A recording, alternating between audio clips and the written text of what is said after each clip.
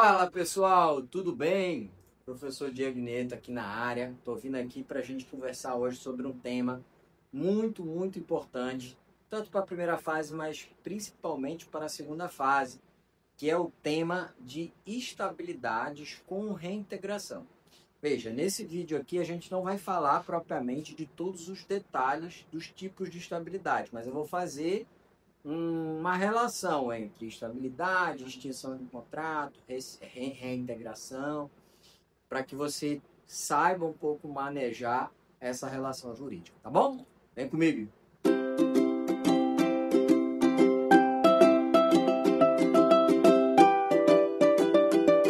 Bom, pessoal, vamos lá. Voltando aqui, a gente vai falar um pouquinho aqui sobre reintegração, mas principalmente relacionado às estabilidades. E aí, primeira coisa que eu quero conversar com vocês aqui é a diferença do que de fato é estabilidade, né? É importante a gente também colocar que há uma diferença muito simples, assim, muito sutil, melhor dizendo, para a doutrina sobre o que é estabilidade ou o que é garantia provisória ao emprego.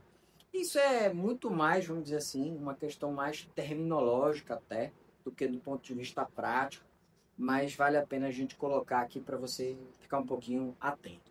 A ideia de estabilidade, ela traduz uma ideia mais definitiva. Tá? A estabilidade tem um caráter geral e um caráter definitivo. A ideia da proteção ao vínculo de emprego, seja o conceito de estabilidade ou de garantia provisória, ele passa pela uma noção de proteger o emprego, o contrato, o trabalhador, em determinados momentos da vida dele. A moça, né, a trabalhadora está gestante, e aí ela tem a proteção da estabilidade. O trabalhador está numa posição vamos dizer assim, de exposição, uma posição de aparecer mais, de estar mais sob risco do desligamento, como por exemplo dirigente sindical, e aí ele tem a estabilidade. O trabalhador é cipeiro eleito pelos empregados, né, pelo grupo de trabalhadores dentro da empresa, e aí ele também vai se expor, vai estar um pouco mais fragilizado nessa relação com o patrão e, portanto, tem estabilidade. Então, as hipóteses de estabilidade de garantia provisória no contrato de trabalho, no direito do trabalho, estão intimamente ligados, associados a momentos do contrato que traduzem uma necessidade de uma proteção em relação ao vínculo de forma mais interessante. Bom, a ideia de estabilidade, ela traduz uma ideia mais definitiva, uma norma mais geral, e a ideia de garantia provisória, segundo a doutrina, traduz uma ideia um pouco mais específica e um pouco mais temporal. Hoje, no direito brasileiro, praticamente todas as hipóteses legais, todas as hipóteses existentes são de garantia provisória, ou seja, não são estabilidades literais e definitivas, tá? A gente tem basicamente três hipóteses de estabilidade definitiva do sistema. A maioria delas já estão superadas, né? A primeira delas seria a estabilidade decenal. Vou até botar aqui no quadro um pouquinho, que aí você acompanha aí, ó. Então nós tínhamos de estabilidade, vamos considerar um conceito da doutrina, que estabilidade é diferente de garantia provisória, tá? De emprego, tranquilo? Considerar que um posicionamento da doutrina mais majoritária, né? Professor Maurício Godinho Delgado, a melhor doutrina, ela geralmente caminha um pouquinho dessa conceituação. Para fins de OAB, a forma como você colocar estabilidade ou garantia, você vai estar no contexto correto, tá bom? Então, basicamente, a gente teria três situações de estabilidade, legalmente falando. A estabilidade decenal, aquela lá do artigo 492 da CLT, que o camarada, o trabalhador que trabalhasse mais de 10 anos estaria estável. Essa foi substituída, pouco a pouco, pelo regime do FGTS, tá? Quando a gente falar em vídeos específicos de estabilidade, detalhando mais estabilidade, a gente aprofunda um pouco mais sobre isso, tá bom? Então, a estabilidade decenal tem uma estabilidade também do artigo 19 do ADCT, tá? Que foi quando a Constituição Federal em 88, ela entra, cria o regime público, e aí os trabalhadores seletistas, já adentrados, já dentro da administração, eles passaram, depois de 5 anos com a DCT, com a regra da DCT, eles passaram a ser estáveis trabalhadores, funcionários públicos seletistas, tá? Passaram a ter a estabilidade do 41 lá da CF. E a estabilidade do artigo 41, tá? Então, ó, que legal. Então, nós temos basicamente 3 modelos aí de estabilidades definitivas, tá? E a garantia provisória? A gente tem praticamente 10 hipóteses de garantia provisória ou estabilidade. Diretor de cooperativa, cipeiro eleito, representante do Conselho Nacional de Previdência Social, representante do Conselho Curador lá do FGTS, gestante, olha quantos, acidentado,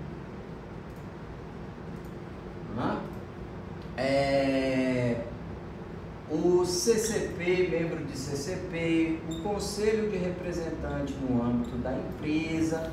Então,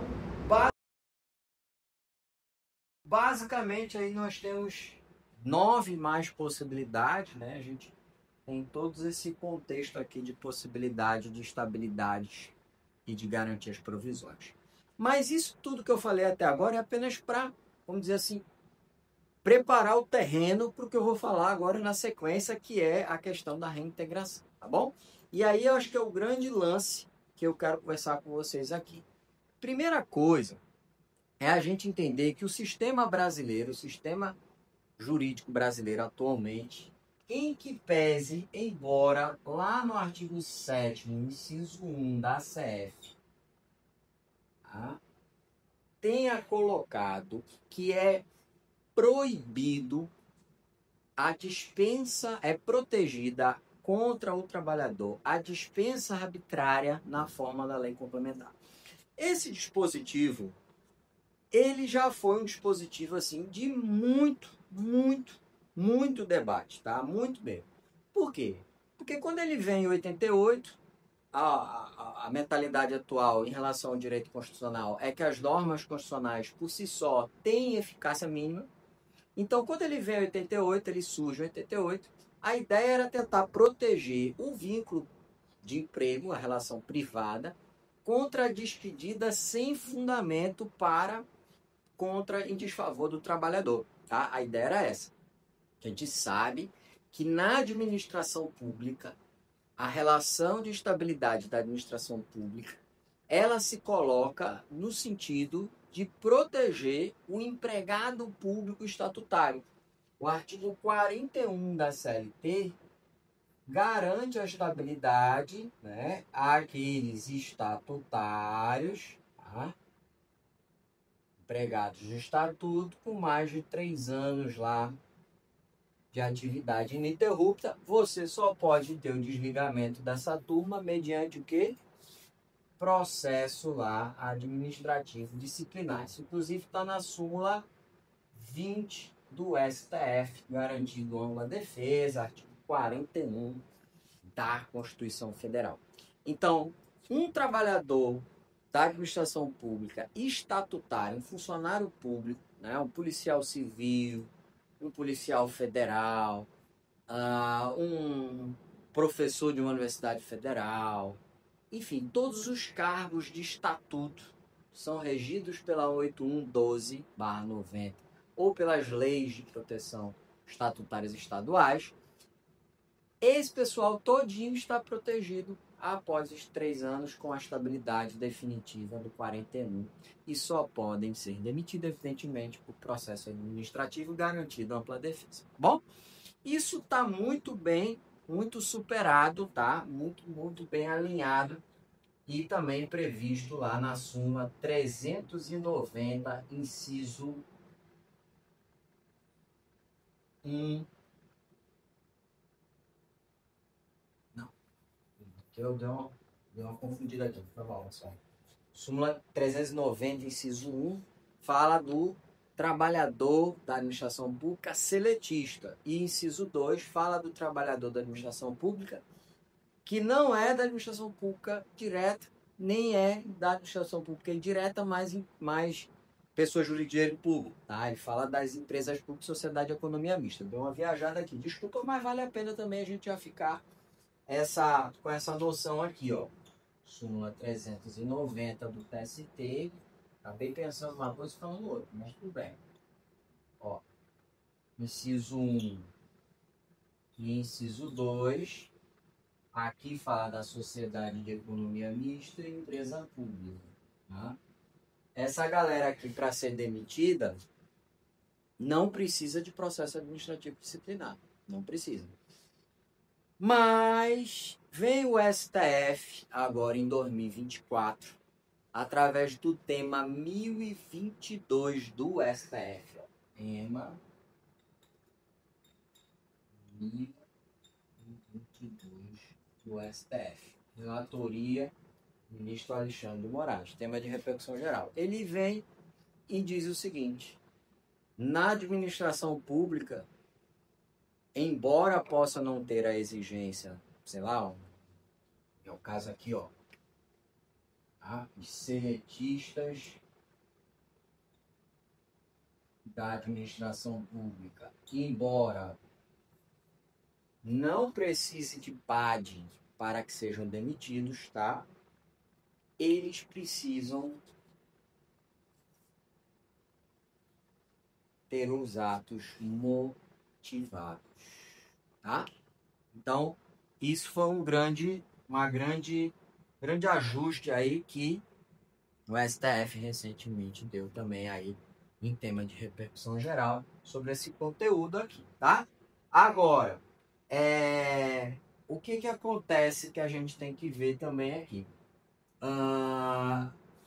Essa regra de demitir pela administração pública, ela foi uma regra que da administração, dos funcionários da administração pública poderem ser demitidos, seja por PAD, ou seja, por não PAD, mas de forma motivada, as variadas formas da administração pública de contratação, ela não é ao mesmo critério da demissão por justificativa, por fundamentação, por motivação, da iniciativa privada. Na iniciativa privada, o artigo 7º, inciso 1 da CF, embora tenha proibido o despedimento arbitrário, até hoje não veio lei complementar para regular esse ponto da matéria. E aí, isso durante muito tempo ficava essa discussão se essa norma tinha aplicação, não tinha aplicação. Toda norma constitucional ela tem aplicabilidade mínima, mas durante muito tempo essa discussão ela acabou ficando inócua. Por quê? Porque a Convenção 158 da OIT passou a ser aceita em 96. Convenção 158 da Organização Internacional do Trabalho, em 96, de 1996, ela entrou em vigor 5 de janeiro de 96. Houve um decreto que ratificou, que aceitou, que incluiu essa convenção, essa norma internacional no ordenamento jurídico, e aí em 96 isso passou a ter validade. Entretanto, e por que essa convenção é importante? Porque nessa convenção se reafirmou a ideia de proibir a despedida arbitrária para iniciativa privada. Professor, o que seria a despedida arbitrária para iniciativa privada? Seria proibir a demissão sem justa causa livremente, tá? Dá para perceber que esse não foi o sistema que existe no Brasil atualmente. Tá? Em 88, a CF trouxe a possibilidade de ser regulamentado por lei complementar, até hoje não foi. Depois, em 96, a Convenção 158 passou a entrar em vigor, materializando essa regra da proteção contra a despedida arbitrária da iniciativa privada, ou seja, o empregador, para demitir, ele teria que fundamentar a semelhança do que ocorre na administração pública, tá? Mas isso logo na sequência, no final de 96, houve um decreto do próprio governo federal, um decreto-lei 2100 denunciando essa convenção, tá? Denunciando essa convenção. Depois isso foi para o STF. O STF também discutiu, tá? A ADC 39 do STF também discutiu a matéria se o decreto teria esse poder de denunciar a convenção. E o STF disse que sim, pode denunciar a convenção, nesse caso concreto, renunciando à regra da Convenção 58, que perdeu sua validade logo em 96. Então a gente teve um curto espaço de tempo valendo a proteção da despedida arbitrária. Somente um curto espaço de tempo e, obviamente, voltamos ao modelo que era desde o início, que é o modelo atual, de que o empregador no Brasil, para despedir sem justa causa, ele não precisa motivar, em hipótese alguma, nas relações privatísticas, tá bom? Bom, até aí foi tudo para azeitar, para dar uma noção aí sobre esse despedimento, sobre essa proteção. Só que agora eu quero falar, você que ficou até o final desse vídeo, né? Chegou num ponto ápice do vídeo. Falar sobre a possibilidade da reintegração. É muito importante a gente observar que todas essas formas de estabilidade, todos esses debates sobre a proteção do vínculo, proteção do contrato, ela pode acabar desaguando na possibilidade de um despedimento ilegal, de um despedimento que fira a proteção jurídica da estabilidade e, consequentemente, isso vai abrir ensejo que o trabalhador busque uma ação, seja ela individual, seja no âmbito coletivo, mas que o trabalhador, falando de trabalhador, é uma ação individual, logicamente, que ele busque a ação e obtenha a nulidade do ato demissional e, consequentemente, a reintegração do trabalhador posto em emprego. Importante a gente dizer que, em regra, o direito do trabalho privilegia o quê? A empregabilidade. Então, na maioria das vezes que eu tiver um ferimento dessa regra estabilitária, dessa regra de estabilidade, e essa despedimento, essa ruptura foi indevida, abre-se-á a possibilidade do trabalhador mover uma ação, pedir a nulidade da dispensa e a consequente reintegração ao posto de emprego. Professor, então todo despedimento com estabilidade pode gerar para o trabalhador a nulidade da dispensa consequente da reintegração? Em regra, sim. Entretanto, a gente tem que ter cuidado, porque pode acontecer da gente ter situações inusitadas aí e que permitam, por exemplo, o trabalhador não reintegrar. Ele, por exemplo, trocar a reintegração pela chamada indenização substitutiva. A gente tem vários exemplos disso. Por exemplo, uma situação da grávida, gestante, demitida no período estabilitário, mas que move sua ação já passado o período estabilitário. Então, quando ela move a ação, ao invés dela vai ter a nulidade de dispensa, mas ao invés dela ser reintegrada, ela vai ganhar a indenização substitutiva. Importante a gente entender que a indenização substitutiva, ela não é assim, um direito que o trabalhador vai optar. Não, em regra, o trabalhador vai reintegrar. A ideia é sempre proteger o emprego. Mas, em situações esporádicas, pode-se trocar o pedido de reintegração pelo pedido de indenização substitutiva. Um outro exemplo específico é o artigo 496 da CLT, que coloca que quando, devido ao grau de litigiosidade do conflito, quando se for mais interessante substituir a reintegração para a indenização substitutiva, é assim que deve ser feito, o juiz, o magistrado vai assim fazer. Então, já tem uma relação conflitada, por exemplo, com o empregador, e nesse caso específico, o empregado move uma ação buscando a reintegração, mas para ele, se ele for reintegrado, vai ser muito pior, muito mais conflitado para aquela lide, para aquele conflito, e o juiz, nesse caso, ele pode de ofício, ainda que não tenha sido pedido, um pedido implícito aí na petição inicial, ele pode converter o pedido de reintegração e indenização substitutiva. Esses são exemplos que a gente vai acomodar a teoria da reintegração a um pagamento de uma indenização substitutiva. Percebeu? Bom, então era isso que eu queria trazer para vocês. A gente tem outras possibilidades de falar em reintegração. A gente pode ter reintegração de despedidas discriminatórias. E aí, no campo da despedida discriminatória, a gente vai ter que fazer um vídeo só para despedida discriminatória, porque é um campo amplo demais, com muita possibilidade. Cada vez mais tem se ampliado esse debate da Justiça do Trabalho, com os protocolos de gênero, protocolos raciais, enfim, e todos os outros debates que vêm se amplificando no campo das práticas discriminatórias. Mas só para que fique o gostinho desse tema para um próximo vídeo, tá, gente? A gente tem uma lei da década de 90, inclusive, a Lei 9029 de 95, que regula despedidas discriminatórias no âmbito trabalhista e que possibilitam, a depender se realmente configurada a despedida discriminatória, que a vítima escolha, opte, se ela quer reintegrar e receber os atrasados ou se ela quer receber dobrado todo o período de afastamento, além, evidentemente, dos danos morais que podem ser buscados também decorrentes do fato, tá bom? Mas isso é só uma base, tem que ser um vídeo só para falar de despedida discriminatória, repito, tá bom?